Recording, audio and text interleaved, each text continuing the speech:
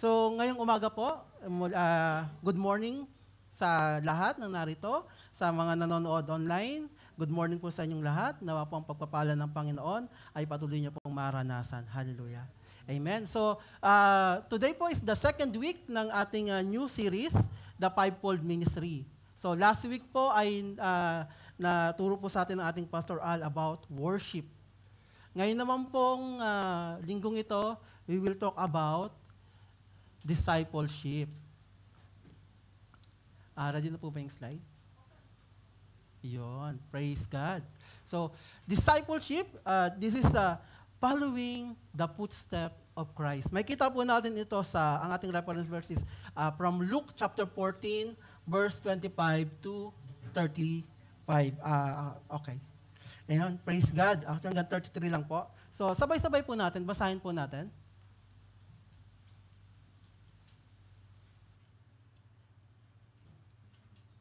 Ayan. Diba? Basahin po natin yung sabay-sabay. Now, great multitude went with him.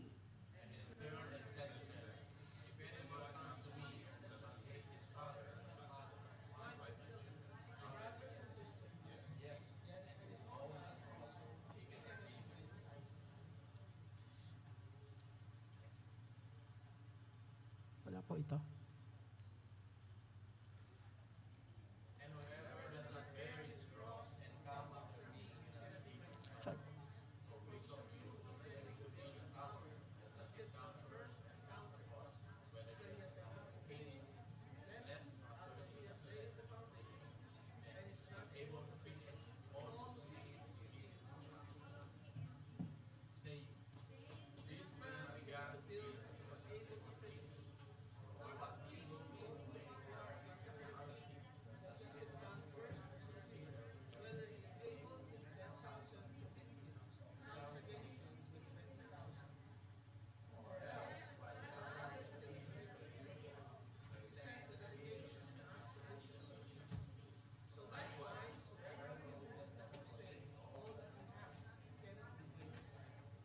Hallelujah. Purihin ka, Panginoon. Sige, tayo po sandaling manalangin.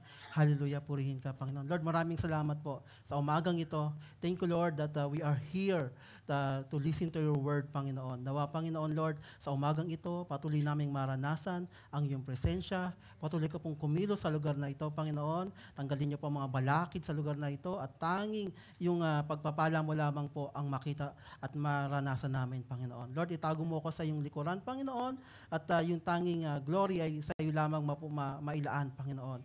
Lord, maraming salamat po. In Jesus' name we pray. Amen. Okay, ready na po yung ating clicker. Salamat po. Thank you. Alright. Oh, pero hindi pa rin po siya gumagana.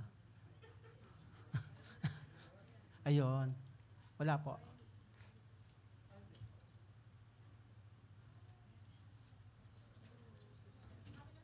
Kayo na lang po. Sige po.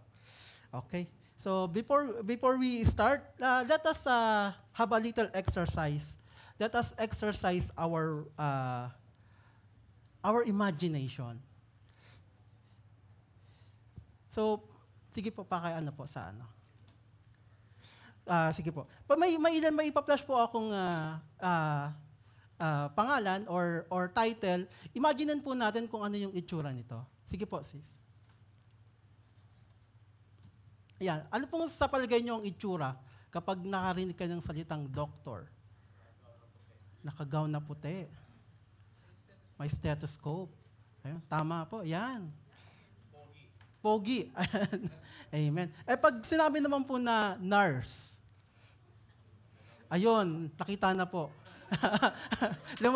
Excited yung nurse, lumabas kagad. Amen. So, yun, nakaputi din. At, ayan.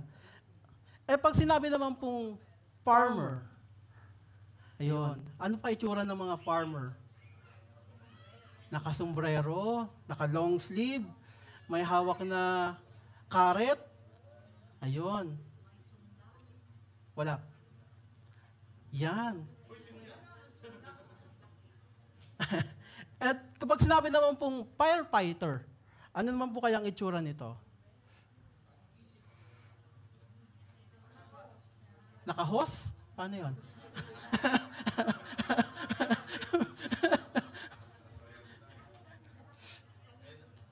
naka-protective vest, naka-helmet na red. Ayun. Ayan. Eh, pag sinabi pong carpenter, metro, lagare, long sleeve. Ayan, ganyan po ang itsura ng carpenter. Eh, pag sinabi naman po na Christian, ano kayang itsura nito? Mabait? May Kristo. Amen. Medyo medyo sari-sari yung ating iniisip kapag sinabing Christian. Actually, hindi natin walang definite na description pag sinabing Christian. Tignan niyo nga po yung katabi niyo. Ayan. Yan ba yung mukha bang Christian? Amen. Siyempre, kakilala natin yan eh.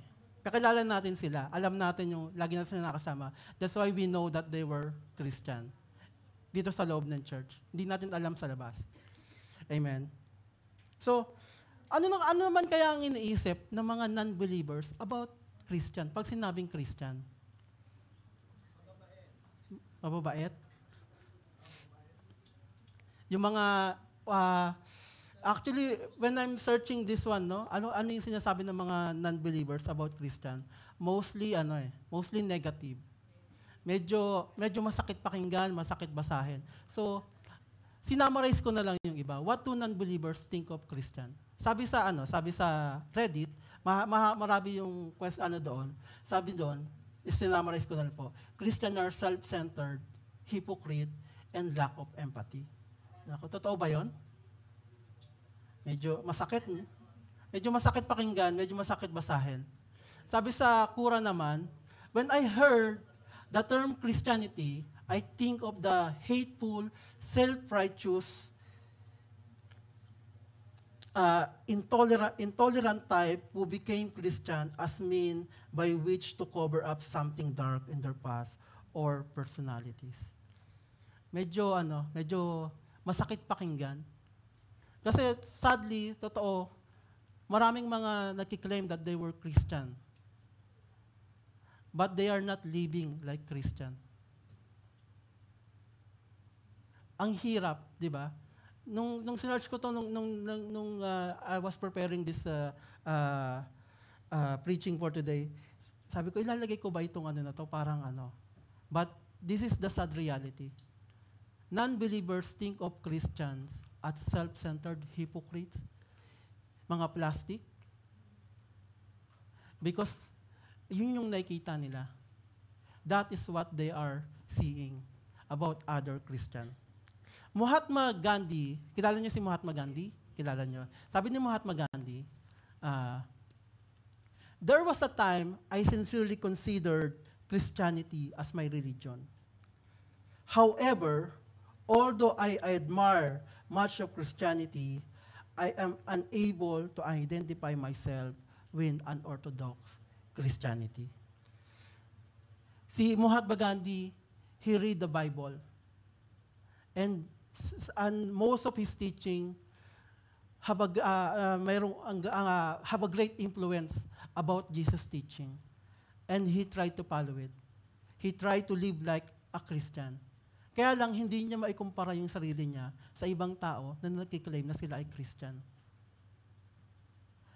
At ayun yung pumipigil sa kanya na may label siya na katulad ng mga ibang Christian. That they are only Christian by mouth, not by works. He said, Christians should begin to live more like Jesus Christ. If you come to us in the spirit of your master, we will not be able to resist you. Sabi ni Mahatma Gandhi, kung yung mga Christian na nakatira sa India, yung mga evangelists na pumunta sa India, if they come to them with the spirit of their master, ang buong India ngayon ay Christian na. So what we are going to do about it? Ano yung kailangan natin gawin? What is our aim as a Christian? Yung stereotyping na ito, na mga Christian lang sa bibig, Christian lang kapag Friday, sa Pilipinas, Sunday, Pero kapag weekdays, they are living the worldly life, ito yung nagda-down sa tinuturo ng ating Panginoon. So what is your aim? What is our aim as a Christian? First is to be more Christ-like. Amen? Kailangan mag-reflect sa lahat ng ating ginagawa ang ating Panginoong Jesus. Amen? Second is, to live, love, suffer, and die, and to dedicate your life to the glory of God. Ito yung ginawa ng ating Panginoon. This is how He lived. This is how His ministry works. It's all for the glory of God. Amen? And lastly, in short, we must become a true disciple of God. Amen? We need to follow the footsteps of Christ seriously. Amen? Kaya ba natin to live a life as a disciple? To live a life truly following the footsteps of Christ. Marami, we are following Christ. Pero dun sila sa malayo. They are just following, but they are not following the path of Christ. They are just following Christ using their eyes. Amen? So, we must take this seriously na when you say, I'm a follower of Christ, I'm a disciple of Christ, that you are truly living what He is teaching. Amen? So let us understand what Christ says regarding a disciple. So let us, in number 1, following Jesus Christ does not make you an instant disciple. Hindi ibig sabihin na ikaw ay tumanggap sa Panginoon, ikaw ay pinapollow mo ang ating Panginoon, ay isa ka ng disciple. In chapter 25 said, 14:25, now great multitude went with Him. Marami ang sumusunod sa ating Panginoon. Maraming, sa at man magpuntang ating Panginoon, there are multitude of people, thousands of people na sumusunod sa Panginoon. But the question is, lahat ba ito ay disciple ng ating Panginoon? Lahat ba ng sumusunod sa Kanya, they are disciple? Hindi po. No, anyway, a question is, how many disciples Jesus Christ have? Sa tingin po natin, ilan ng disciple ng ating Panginoon?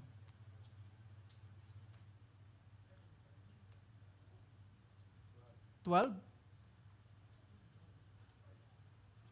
5 lang? Yeah. Actually, marami pong disciple ng ating Panginoon, not just 12. The 12 are the 12 apostles. They are the core disciple of ating Panginoon. But that Jesus Christ have more disciple. In Luke 10 verse 1, it said, after these things, the Lord appointed 70 others also, and sent them 2 by 2 before His face into every city and place where He Himself was about to go. This appointed 70, sa ibang salin po, they're saying 72, sa iba 70. Paano na lang natin kung ano yung ano. Let us consider both. So, yung 72 na ito, or 70, ay sinugo ng Panginoon to do the works of Christ. Hindi lang ito yung unang sinugo ng ating Panginoon na to make a place for Him, to make the place ready for Him. But this 72 or 70, sinugo po ito ng ating Panginoon to cast out demons, to proclaim the kingdom of God. So, in short, they are doing what a disciple should do. So, marami pong disciple ang ating Panginoon. Hindi lang po yung 12. Amen? So, at ang pagiging disciple po, hindi po ito nababase. It's not based on what we do. Hindi po, it's not the number of your ministry. This not the number of ministry, kung marami ka sinasalihang ministry, it does not define you a disciple. You can join every ministry in the church. But it doesn't mean that you are the disciple of Christ. The way you worship, you can cry out to the Lord. magsisigaw ka, but it doesn't mean that you are a disciple of Christ. Remember, even the Pharisees worship.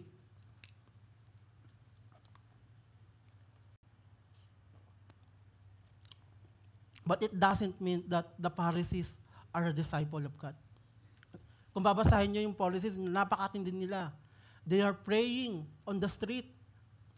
Pinapakita nila sa lahat ng tao, you can worship, parang marubdob yung kanilang pag-worship sa Panginoon. But they are not a disciple of Christ. The years of your being a Christian. Kahit na napakatagal mo ng Kristiyano, some say, I am Christian since birth. But it doesn't make you a disciple. The way you dress. Oy, laging naka-all white yan, laging mahaba ang buhok. Disciple yan ng Panginoon. No, it's not. It's not like that. Not even your spiritual gift. Hindi ibig sabihin that you are a gift, it makes you an instant disciple of Christ. Sabi sa 1 Corinthians 13:2, basahin po natin sabay-sabay po.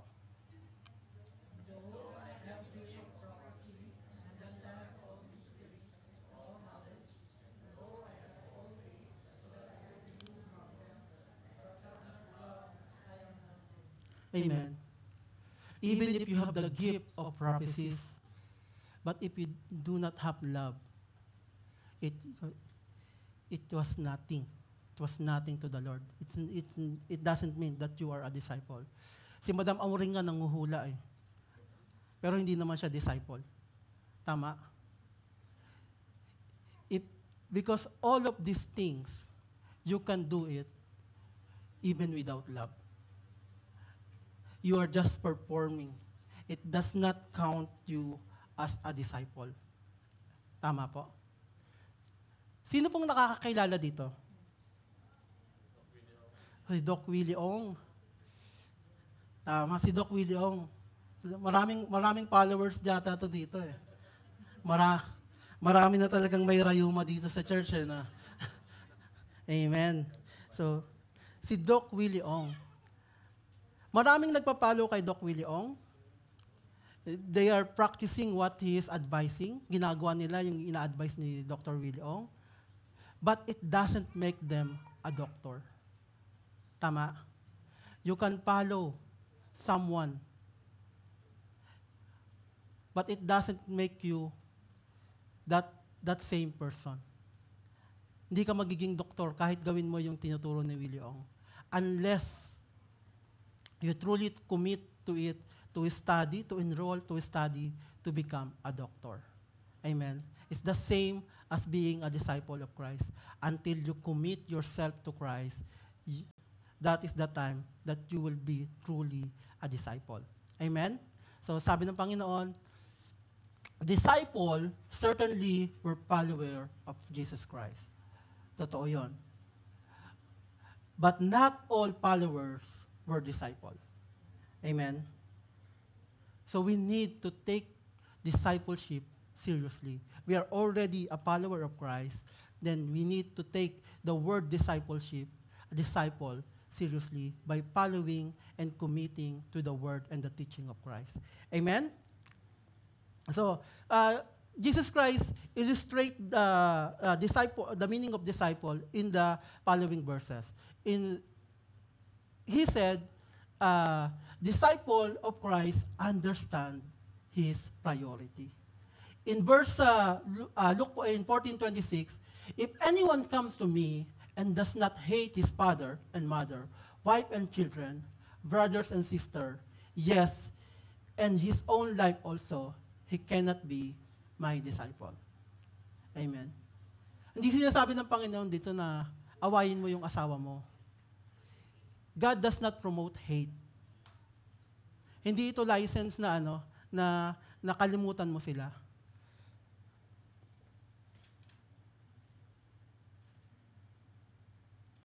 Jesus Christ, Luke 14:26 says, disciple with Christ means placing all earthly relationship second.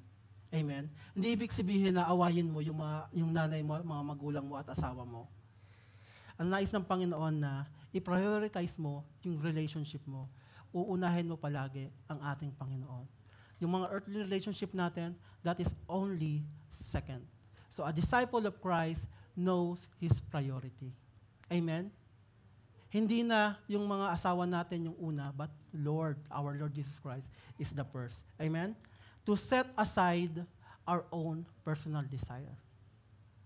Hindi na yung plan natin, yung priority natin, but the plan and the will of the Lord. Amen? Sabi po sabi yung, example po nito yung tinawag ng Panginoon yung kanyang unang mga disciple. Nababasa niyo po. Basahin po natin ng sabay-sabay. Mark 11:16-20. Passing alongside the Sea of Galilee,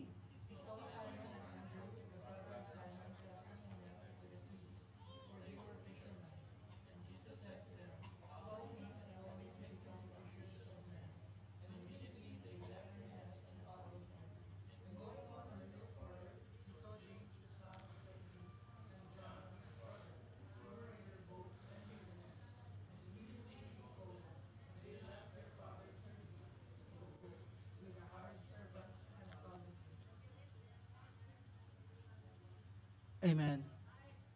Praise God.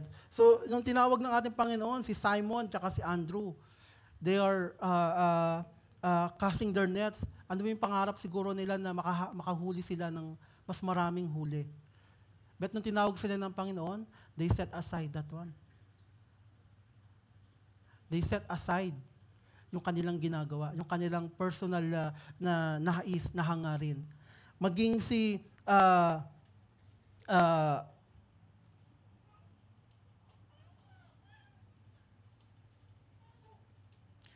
John at si James and John, when Jesus Christ called them, iniwan nila yung kanilang ama.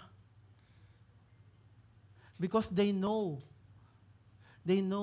what is important. Not the actual fish, but to become the fishers of man. They truly want to follow Jesus Christ. Amen? Disciple of Christ understand this priority to love God above anyone else. Mamahalin mo ang Panginoon ng higit sa kanino man. Dahil ito ang nais ng Panginoon. This is what He command us, to love God. In Mark 12:30, and you shall love the Lord your God with all your heart, with all your soul, with all your mind, and with all your strength. This is the first commandment. Nais ng Panginoon to love Him above anyone else. Amen? Above your brothers, above your sister, above your parents, above your wife, and even above yourself. This is what God meant to be His disciple, to prioritize Him above anything else. Amen? Number 3, disciple of Christ fully know the hardship ahead and willing to submit for His glory. In Luke 14:27 said, and whoever does not bear his cross and come after me cannot be my disciple. Amen? Luke 14:27 says that we are being willing to follow Jesus Christ into death. Amen? At that time, when somebody said that, when someone saw you carrying a cross, that means that you are already dead. Or surely, you are already, naparusahan ka na ng kamatayan. Your life is already forfeited. This is Christ's want for all His disciples to carry His own cross, to proclaim that He is already dedicated His life to Christ, to follow Jesus Christ even in death. Amen?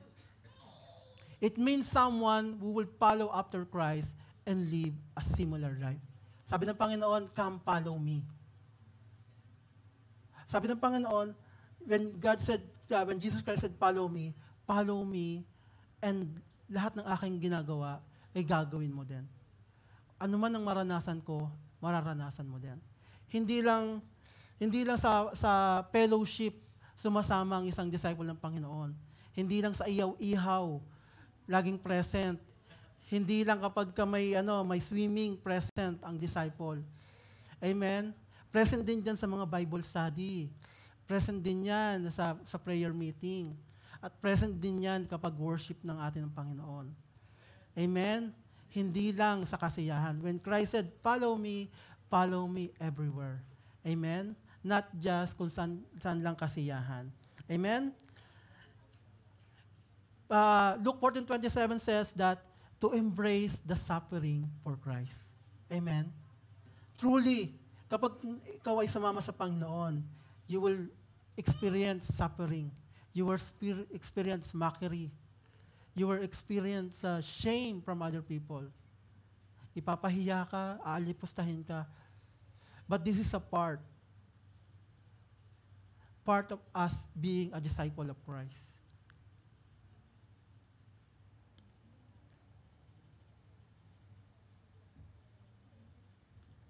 Alam yan ng ating Panginoon. And God said na even there is a suffering, there is joy. Amen? In Romans 5, verse 1 to 5, sabi po, basahin po ulit natin na sabay-sabay. And therefore,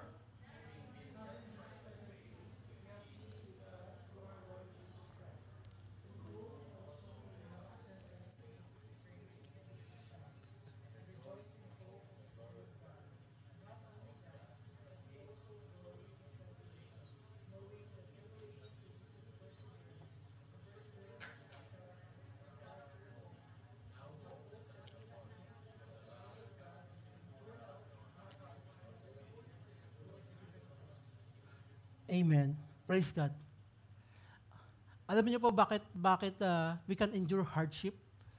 We can have joy in hardship because kasama po diyan palagi when we because of the love of God has been poured out to you. Kapag ginagawa mo ang lahat dahil sa pag-ibig mo sa Panginoon, when you are doing everything because of your love for God, you will find joy in suffering. Amen? Amen. Purihin po ang Panginoon. And sabi ni Warren Wiersbe, si Warren Wiersbe ay isang Christian preacher and teacher. Sabi po niya, salvation is open to all who will come by faith. But discipleship is for believer willing to pay a price. Salvation means coming to the cross and trusting Jesus Christ, while discipleship means carrying the cross and following Jesus Christ. Amen?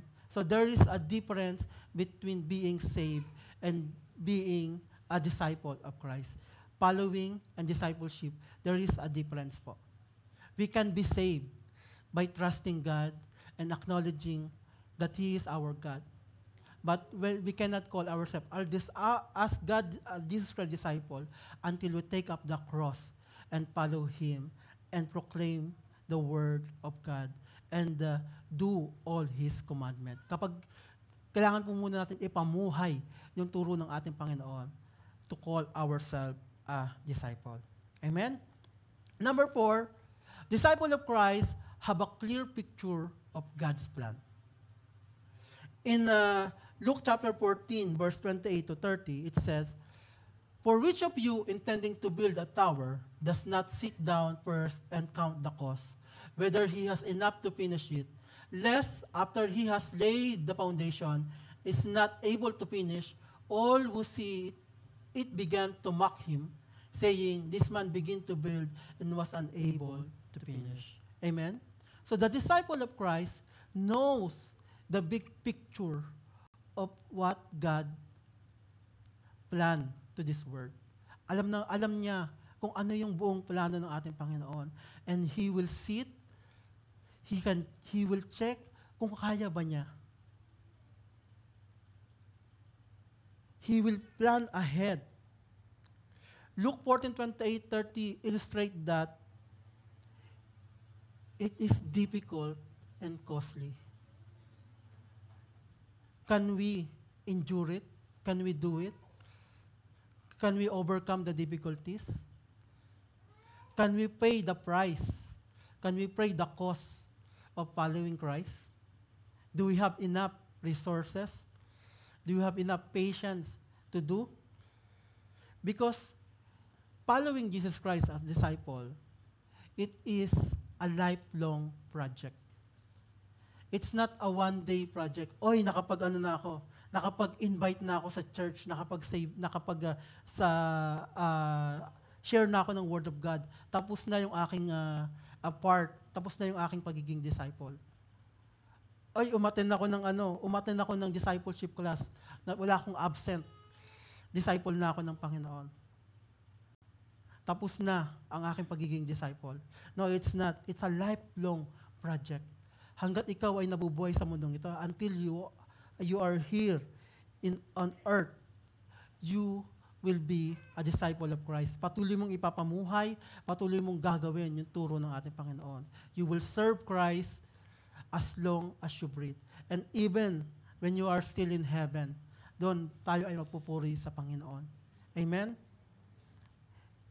In this life and for the next life, it is continually na tayo ay magpupuri at sasamba sa Kanya. Yung pagiging disciple natin ay hindi po matatapos. Amen? So, you need to be steadfast to finish what Christ began. Kung ano yung ginawa ng ating Panginoon dito, kailangan ipagpatuloy natin. We are not going to back down. Hindi tayo manghihina. We need to be steadfast. Ano yung mission ng ating Panginoon? We have already a clear picture of God's plan. And we are already committed ourselves sa nais ng Panginoon.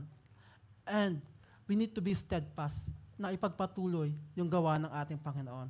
Amen? So you need to commit your heart into it. Yung buong puso natin, ilalaan natin para sa Panginoon to finish what God has started. Hindi lang basta sabak ng sabak ang mga Kristiyano.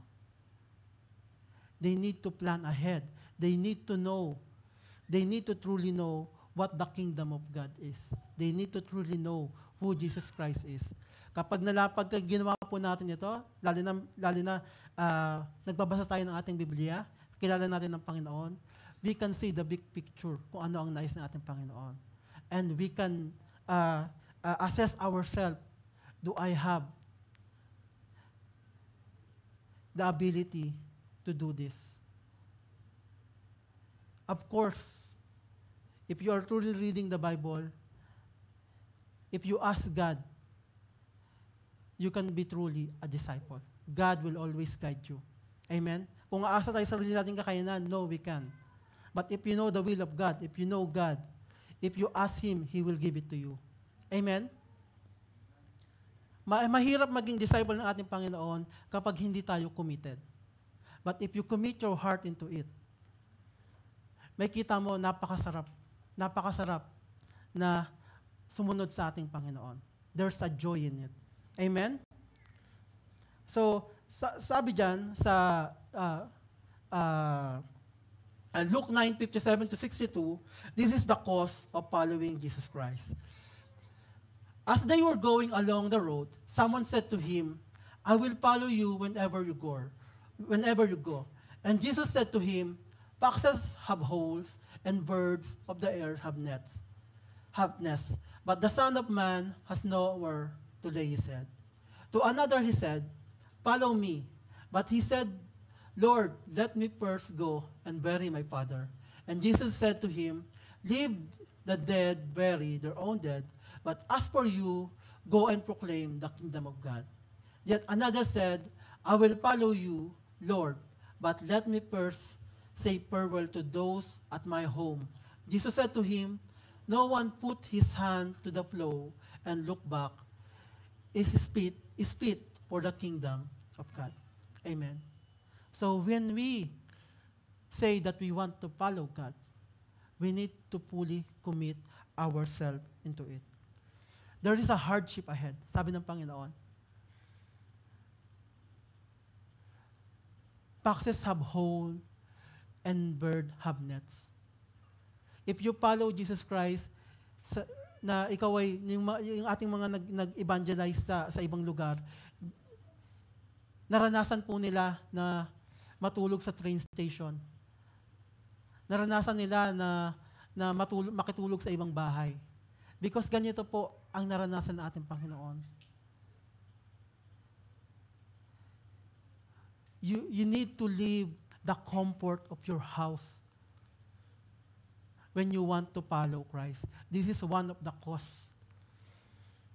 Sabi ng isa, Jesus, I will follow you, but Lord, let me first go and bury my father.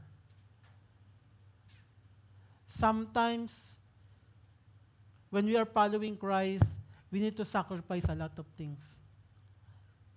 We need to sacrifice our relationship. Pero alam nyo, kapag yung buong sambahanan nyo ay nakakilala sa Panginoon, they will understand you. So, this is our mission sa atin. Let our whole house knows Jesus Christ. Isa yan sa mission natin as a disciple, to bring all of the people into Christ, para po maintindihan nila tayo. Amen? At sabi ng isa, magpapaalam pa sa kanyang pamilya. Pero sabi ng Panginoon, walang sino man ang humawak sa araro na tumingin sa likuran. You need to focus of what is ahead. Amen? Because kung lumingon ka pa sa likuran, malamang bumalik ka pa. Lalo na kapag yung asawa mo ay yung batas. Balik ka muna dito. So, imbis na nandun ka na kasama mo ng Panginoon, pinabalik ka pa. Amen? So, this is what we need to consider before following Jesus Christ. Can we pay the cost? Kaya ba natin? Or baka in the end, in the middle of it, hindi na natin kaya, bibitiw na tayo. So we need to plan ahead. We need to know what God plans entirely. We need to see the big picture of God's plan before we go ahead and be a disciple of Christ. Amen? And number 5, disciple of Christ recognize the battle ahead and always ask God for wisdom and guidance. Amen? So sabi po sa Luke 14:31-32, or what king going to make war against another king does not sit down first and consider whether he is able to able with 10,000 to meet him with who comes against him with 20,000, or else while the other is still a great way off, he send delegation and ask condition of peace. Amen? So in verse and Luke 14:31-32 illustrate us that we need to know what is at stake. Nakita mo, sabi dito sa verse 31, na nakita mo yung kalaban mo, merong 20,000 na tauhan, sa'yo 10 lang.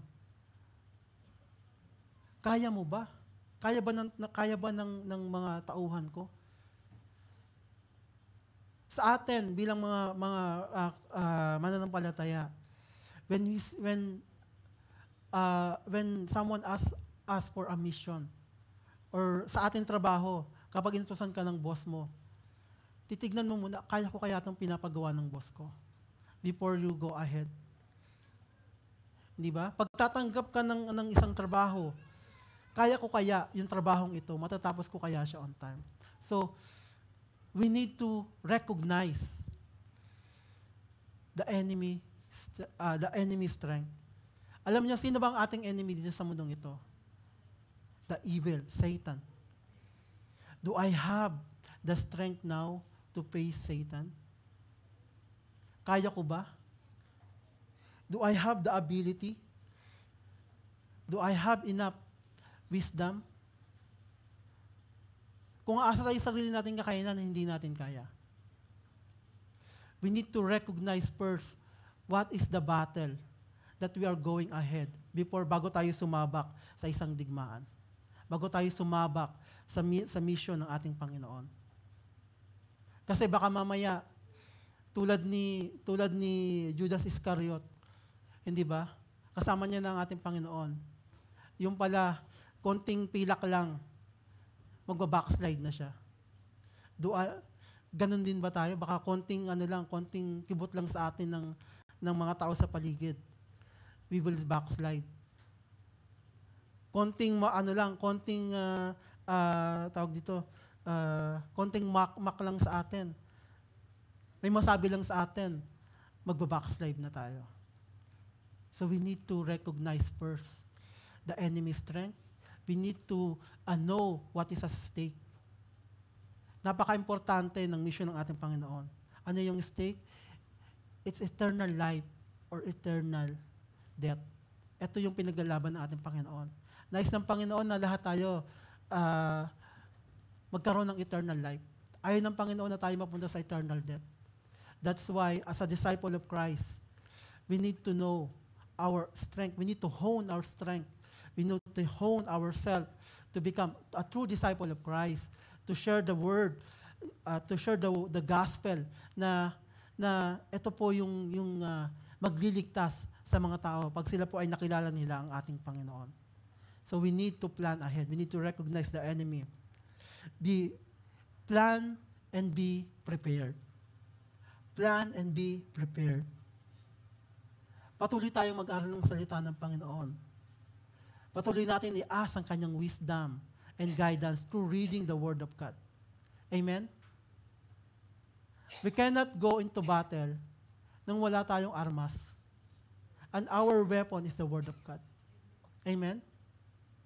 So as a disciple of Christ, if you are truly a disciple of Christ, punong-puno ka ng Word of God na magagamit mo sa kaaway. Amen?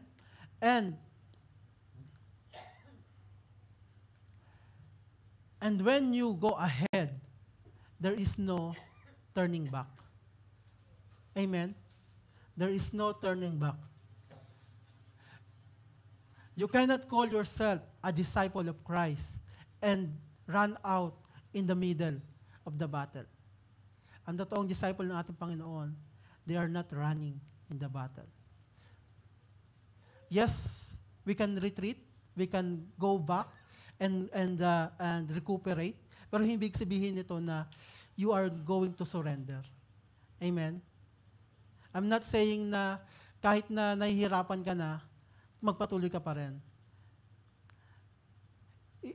No turning back means there is no surrender. But you can take a rest a little while and recuperate yourself. Amen? Because sabi ko nga kanina, this is a lifelong plan. This is a lifelong battle. There are times na mapapagod ka. There are times na mahihirapan ka. It is okay to rest. Amen? So, you need to be fully equipped with the armor of God. Amen? Kailangan na, before we enter the battle, we need to be fully prepared, fully armed, fully protected by the armor of God. Sige po, basahin po natin, medyo mahaba ito. Sabay-sabay po tayo. Ephesians 6:10-18. Finally, be strong.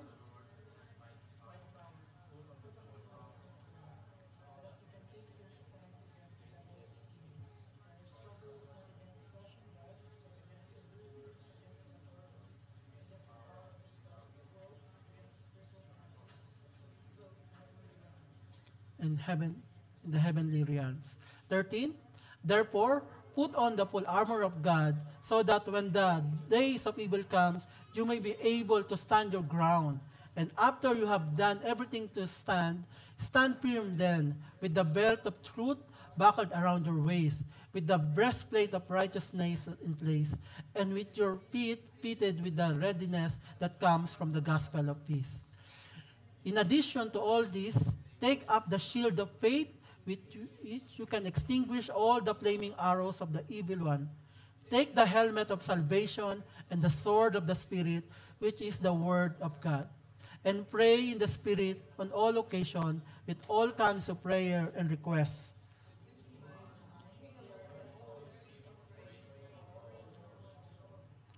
Amen.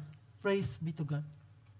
Before we enter the battle, make sure that you are fully equipped with the armor of God.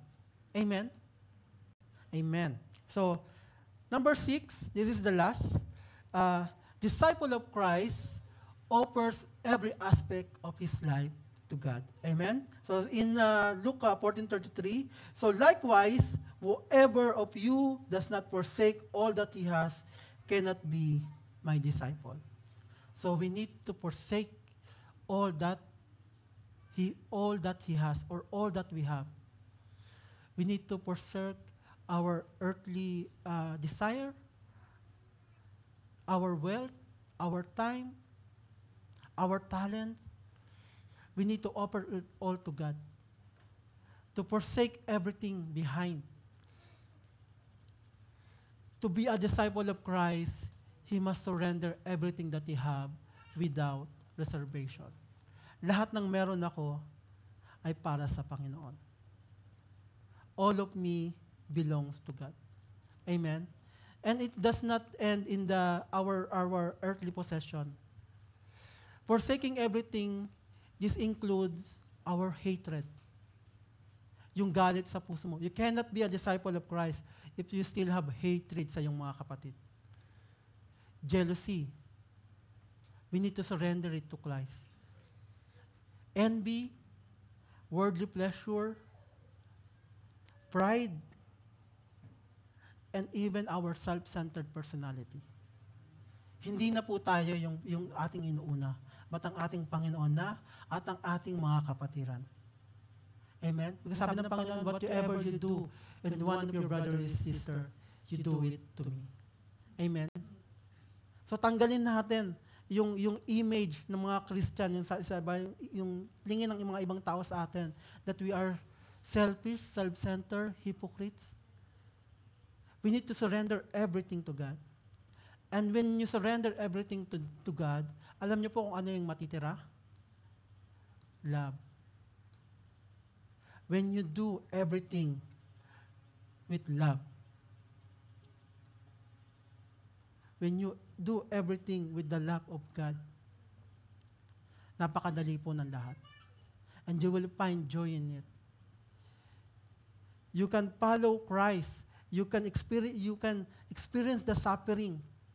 Even death will not fear you. Because you know that the love of God is there. The full ministry of God revolves around love. Amen? Sabi ng Panginoon, for God so loved the world that He gave His only begotten Son. Dahil mahal na mahal tayo ng Panginoon, because of the love of God, kaya ginawa ito lahat ng ating Panginoon para sa atin. That's why He suffered for us. That's why He is willing to give His life for us. He is willing to take that shame, to take that penalty on the cross, because of His love for us. If we have the same kind of love that Jesus had, then truly we can live a life following the footsteps of Christ. Na hindi tayo natatakot, na hindi tayo nagre-reserve ng para sa atin, because we know that love conquers everything. Amen? So the mark of a true disciple of Christ is love. Tignan mo yung katabi mo. Punong-puno ba yan ng pag-ibig? Praise God. Amen. So, if you have the love of God, amen. If you have the love of God, in John 13:35 said, a new commandment I give to you, that you love one another as I have loved you, that you also love one another. By this all will know that you are my disciple, if you have love for one another. Amen. So the mark of a true disciple of Christ is for his love to his brothers. Amen. Not just his brothers, but for all the non-believers. To love them without judging them. To love them with a sincere heart, that you truly want all the people in the world to experience the love of God. Let us share the good news of God. Let us share the gospel with love. And let us walk following Jesus Christ with love. Amen? Ikaw tayo po isang daling yumuko. Hallelujah. Purihin ka, Panginoon. Lord, maraming pong salamat, Panginoon, to your words, Panginoon, Lord, sa umagang ito, Panginoon. Lord, tunay nga po, Panginoon, Lord, na hindi madali, Panginoon, Lord, ang sumunod sa iyong yapak, Panginoon Lord. But we know, Panginoon Lord, that throughout the way, Panginoon Lord, you will always be there in our side, Panginoon Lord. Hindi mo kami pababayaan, Panginoon Lord. Lord, I pray, Panginoon Lord, that yung aking mga kapatid na narito, Panginoon Lord, maging yung nasa kanilang mga bahay, Panginoon Lord, na sila po ay magkaroon ng desire, Panginoon Lord, to truly be a disciple of you, Panginoon Lord. Na mawala, Panginoon Lord, yung image, Panginoon Lord, na hindi maganda sa mga Kristiyano, Panginoon Lord. Lord, let us be a disciple of Christ, Panginoon Lord, all through the weeks, Panginoon Lord, sa lahat ng mga araw, Panginoon Lord, through months, through years, Panginoon Lord, until the day, Panginoon Lord, na kami po ay kunin mo na sa iyong kaharian ng langit, Panginoon Lord, na yung mark, Panginoon Lord, na yung aming tinanggap na pag-ibig sa iyo, Panginoon Lord, ay patuloy naming maipamuhay, Panginoon Lord, to live a life worthy of your love, Panginoon Lord, and to share the love na tinanggap rin namin sa iyo, Panginoon Lord, by sharing the gospel, by sharing the good news, Panginoon Lord, by forsaking our earthly desire, Panginoon Lord, nawa, Panginoon Lord, na mag-glorify ka namin. We know, Panginoon Lord, na yung aming desire, Panginoon Lord, ay papalitan mo, Panginoon Lord, ng desire, Panginoon Lord, na maglingkod lamang sa iyo, Panginoon Lord. Maraming salamat, Panginoon. Nawa, Panginoon, sa umagang ito, ikaw lamang po ang naitaas, Panginoon Lord, at ikaw lamang po ang napapurihan, Panginoon. Lord, maraming salamat po. In Jesus' name we pray. Amen. Praise God.